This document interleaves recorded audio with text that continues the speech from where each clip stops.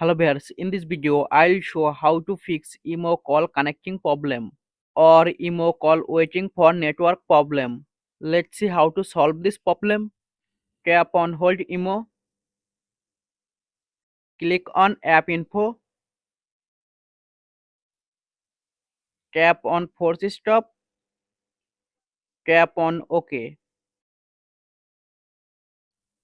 tap on storage and cache, tap on clear cache. Now go to Play Store or open on Play Store, click on search bar and search emo.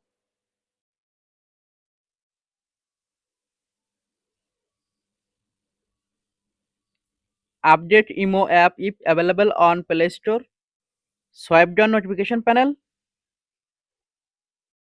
Turn on flight mode or aeroplane mode.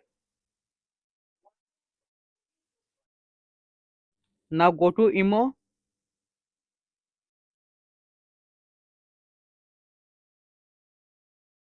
Emo call connecting or waiting for network problem solved. Thanks for watching. Don't forget like and subscribe.